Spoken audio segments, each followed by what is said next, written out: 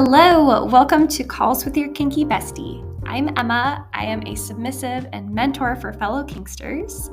This podcast is all about insights into kinky life and dating, sharing my personal experience and stories, and help share mindset shifts too to get you into a confident space, more confident than you are now. So get ready. It all starts now.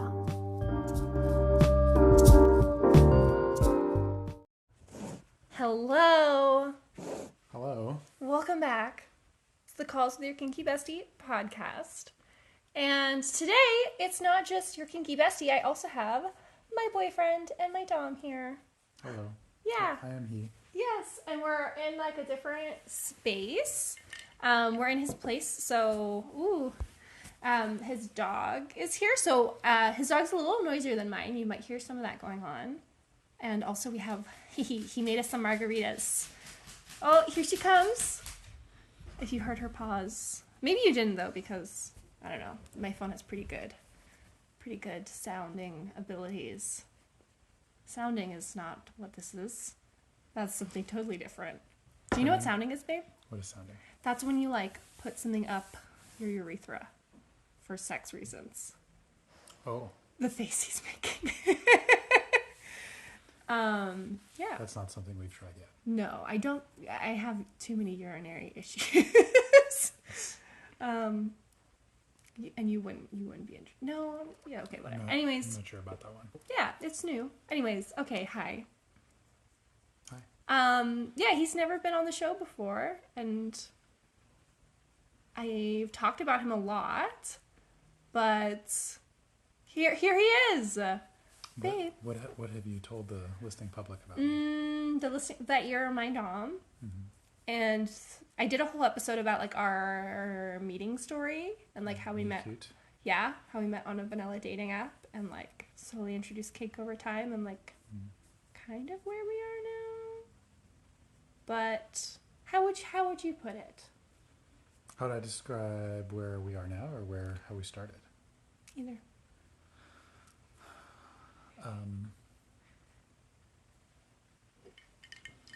I mean, I think there were signs before I met you that like you were a fun gal. Yeah. On your vanilla dating profile, but just reading between the lines. Right.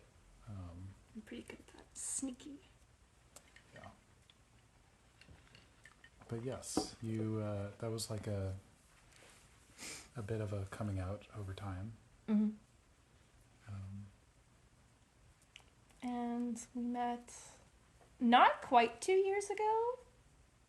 Yeah. But we're kind of getting there. This will be our second Valentine's Day together. That's true. Really exciting. Yeah. Okay, suddenly I'm forgetting all the things I wanted to talk about on the show with you. But I did quickly hop on Instagram and someone asked the gender of my dom. What's your gender? Male. Yes, cisgender male. Yeah. Yeah. And if you don't know, I'm a cisgender female. I know heterosexuals. We sometimes swing. But. Yeah. Yeah. We've had some. I haven't really had like a really super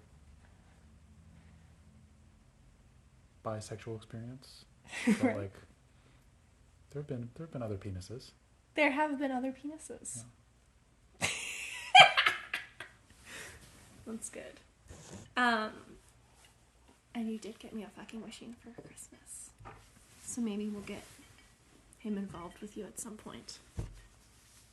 Yeah. Anyways, it's Valentine's Day week. So I just wanted to share a little bit more about my partner and our dynamic and kind of the selection process. Because, like, we didn't meet through any kinky means, but, like, now we have this dynamic that is very spicy. And I kind of think that's the way to go.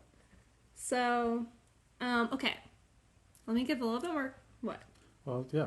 What was your selection process? Because I think that you were seeking longer than I was seeking Yeah. before we found each other. Yeah.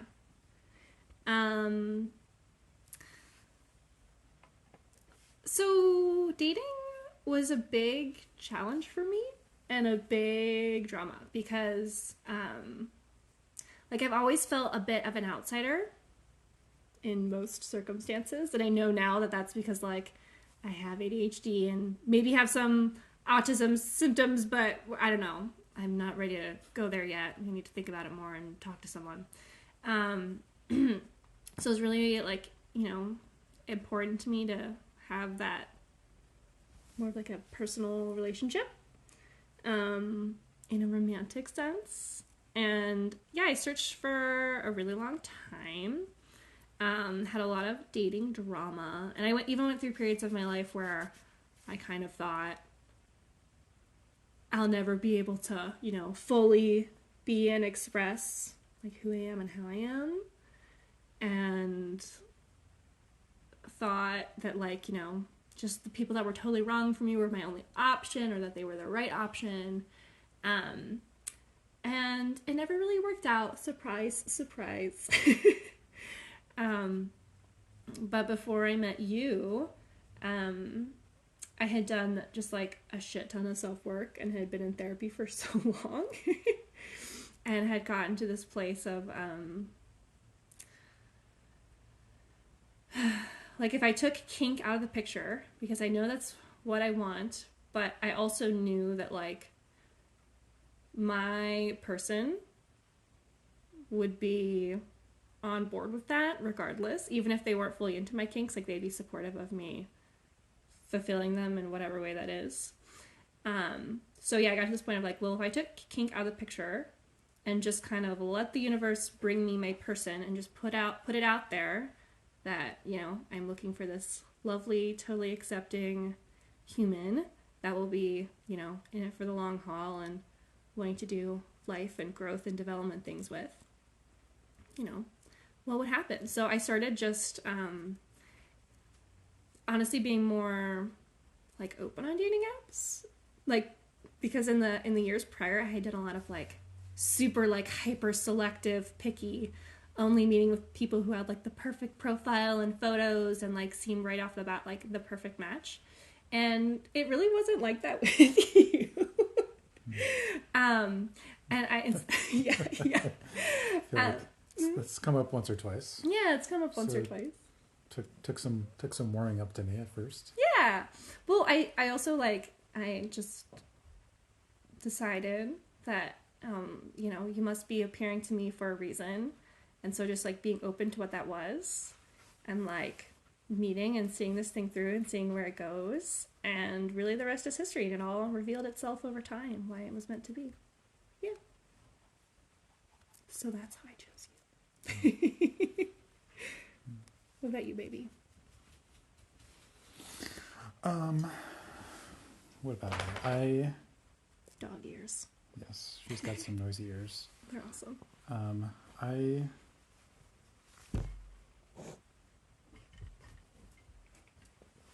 I guess I took probably a slightly different, well, a certainly different strategy. Like I'm in general kind of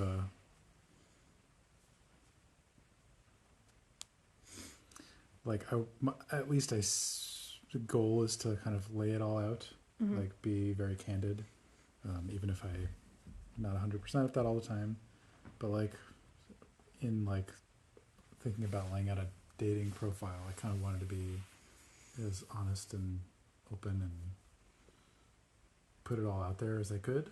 Yeah. And same with like starting conversation. So yeah. But also I don't know. Maybe I'm just not that, there's not that much to put out there.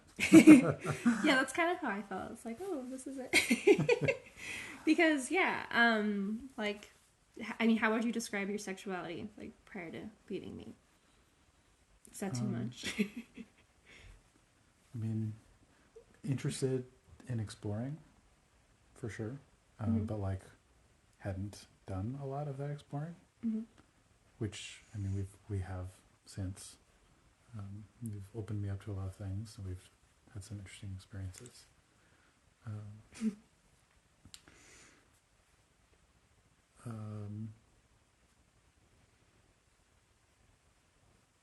But yeah, I guess that was definitely something that I was interested in, but that's not something that I like put on my dating profile. Right. Like,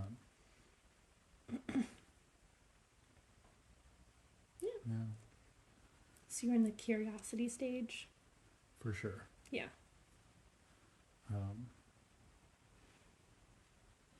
Yeah, and I was just like, for a while, had been like single, and like I had dated before I met you, but had been single for a long time before that, and was like, I feel like I had a lot of pent up sexual energy. Yeah. And then we popped the bubble.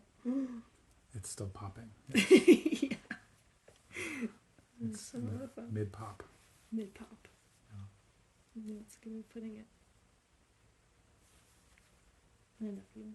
I love you, baby. Okay. Let's take a little pause. Now that we've talked about like a little bit more context of our relationship and more about how we met and chose each other.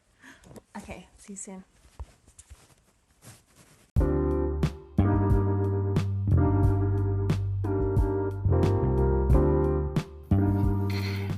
Just a little break to share that if you are loving this podcast and my content, if I'm someone you could see yourself working with, but you're wanting more direct support for your specific situation, I do offer mentorship.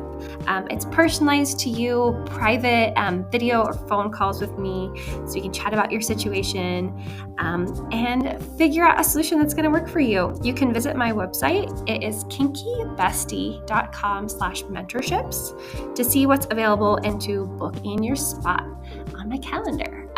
It's kinky with a Y at the end and bestie with an IE at the end. The link will be in the show notes, so you can check it out there. Back to the show.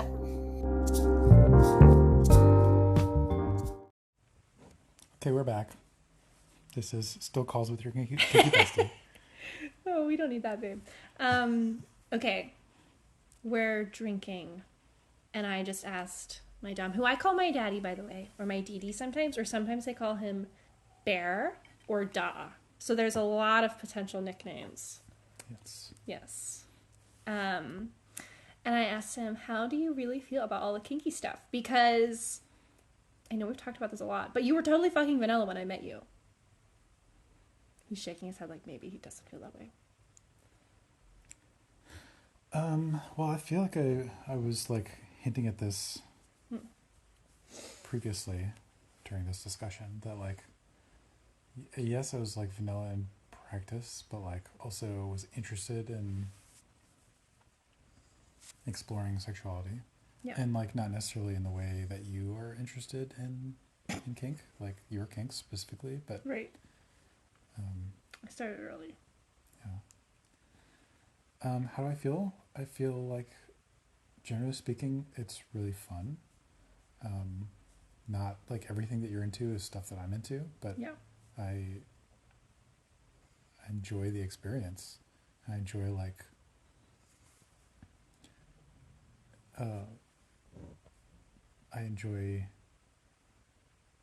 being part of that experience for you, like doing something that you're really into and that really turns you on. Yeah. And that turns me on in turn.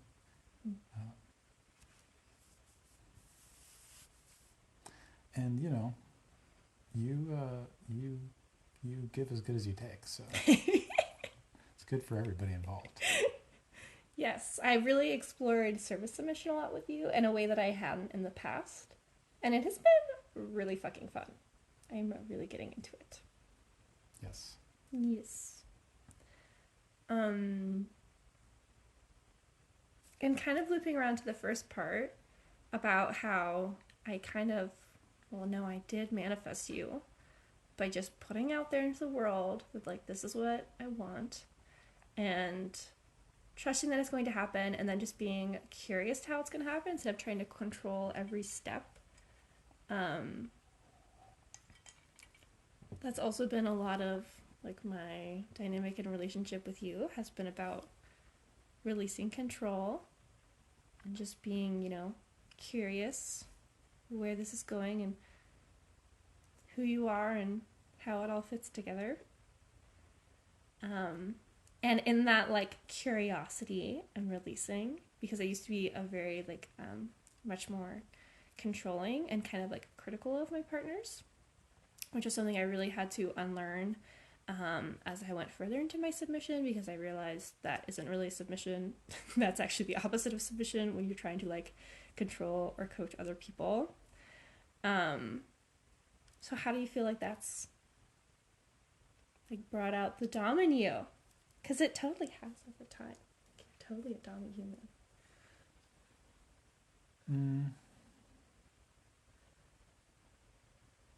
Yeah, I feel like it's taken me some time to like get comfortable in that role. And like, I guess maybe that kind of plays into our second question here about like leaning into the patriarchy while doming. Let's go. So someone asked, Yeah. when I went on Instagram and asked questions for my dom, someone asked like how they feel about doming as a male person. Like if they feel like it's leaning into the patriarchy and if it's like a bad thing, or if there's like any internal kind of conflict or struggle there. And I think the internal Which is a big conflict, question. yeah, it is a big question. I think the conflict for me isn't, I don't really think about it that way. Because I like, there's a relationship between, and like experience between the two of us. And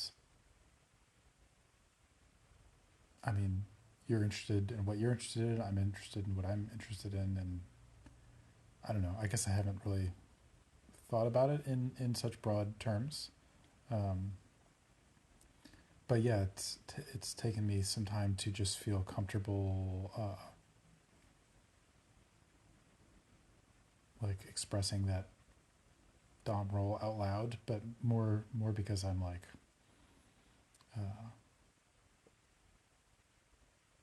personally introverted in that way, I guess. And that was kind of surprising for me, and like I've loved getting to know you in that way, because yeah, you do. I think early on, like our first few sexual experiences together, I felt really frustrated because like he is not like, you communicate in a lot of ways and they're not always verbal. Yeah. Like that's kind of like your least preferred communication, maybe. I mean, I don't know if it's, well, I think it's sometimes the most difficult. Yeah. I like to express myself in words. I do like to talk. Yes. But also sometimes like we text a lot also, and sometimes it's easier to say things that way, or like in a letter or something. Right. So like in the moment, in like a sexual moment, sometimes it's just hard to like go for it. Right. Verbally. Right. Which is what I'm really used to and really comfortable with, is like, tons of dirty talk and over communication and stuff. And I think now we're kind of like meeting more in the middle. But that was definitely a thing. And it's been interesting like learning about you, and also like watching you come into this in a different way, like without needing to be verbal all the time. Like you do like a lot of body language things. Like what? So sometimes we have this little ritual, and like we'll either, if you're entering my house or I'm entering your house, like I'll get at your feet and like take off your shoes and give you kisses. And sometimes you lean really into that and, you know, are like kind of towering over me or like putting your body on me in a way. And it has really, yeah, opened me up to like there's so many different ways to express dominance and to like explore this power dynamic. Mm-hmm. How do you like, because you said you're still like learning and growing in your comfort with this. Mm-hmm. When do you feel most like comfortable with dominess, or when do you feel most dommy, or just whatever?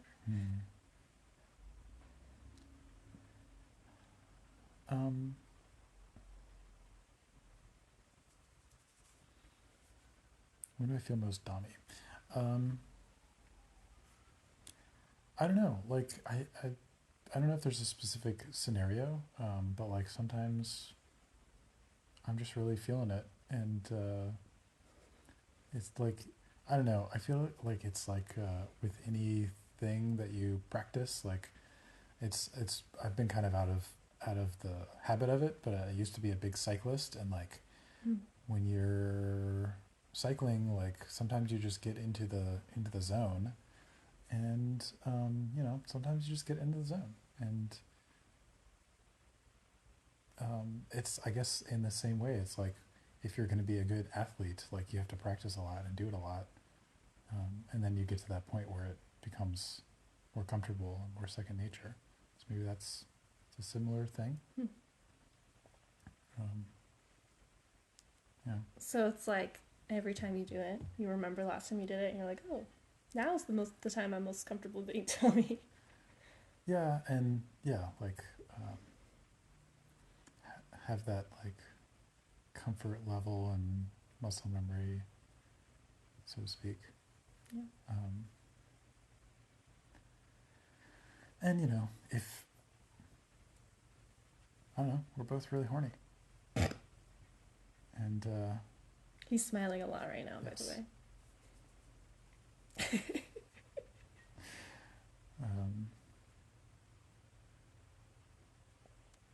So some examples that come to mind for me is I think part of the reason why I've gotten so into service submission and really enjoying it so much is like I noticed you get really into it too. So this is a podcast, so I don't know if you know, babe, but like podcasts, there's not the same like content restriction. Like we could talk about sex acts, like some podcasts are like just straight up porn. Right. We just can't talk about illegal things. So sometimes I'll just rim you for a really long time and like service you that way. And yeah, I notice it's a lot easier for you to like shift into that gear. That's true. Yeah. Yes. Which I think in turn for me is that I'm like, oh, he's so into it now. I'm so into it. It's like it feeds off each other. Yes, and yeah, like when you are putting yourself in that position where you're like so degraded or whatever, then yeah, then I can kind of have permission to like really lean into degrading you. It's really fun.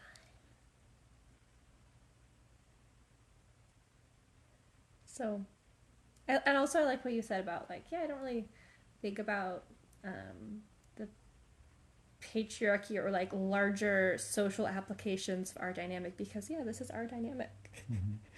And it's what we want it to be, and you know it's all centered in consent and what the other person is into. Love you and I respect you. Yeah, I love you and I respect you. And also I know you well enough that if there's something you don't like, you're going to tell me. Yes. Like, you're not going to hold back. Yes. I am a very strong verbal communicator. Yes. That is true. Or sometimes it's just noises. Right. But yeah, I can imagine if I was with someone who was like, who I felt would hold back, it would make me a lot more nervous to be in that role. Right. Because I wouldn't want to overstep or take advantage. But I don't really have that concern with you. Yeah.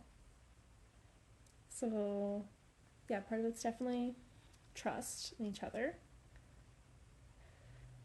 Yeah. And just being super open humans.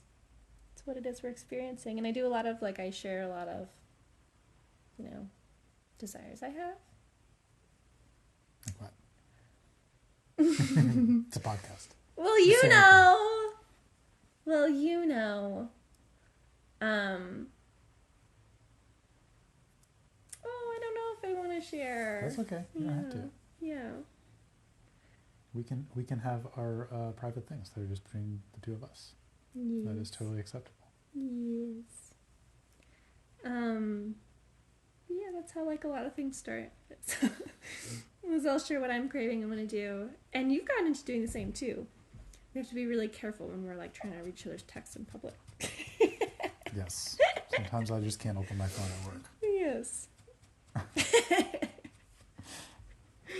Yeah. Okay, I think we're winding to a close here. Any parting words? Happy Valentine's Day, baby. Happy Valentine's Day. I love you. I love you. I'm so glad to be with you. Me too. I'm so glad to be with you. Oh, what are we going to do? Something fun. Yeah, something fun. It was been really sweet last year. But okay. Okay, bye besties. Chat later. Nice to meet y'all. Yes, bye.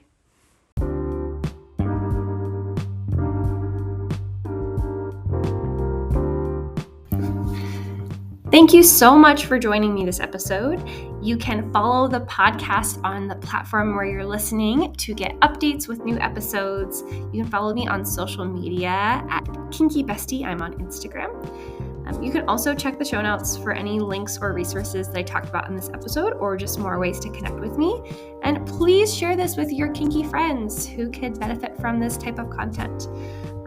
There is also an option for each podcast episode to engage with Q&As or polls. So I'd love to hear from you and create future episodes around what you want to chime in with. So please check those out in the show notes too. And I look forward to hearing from you. Bye.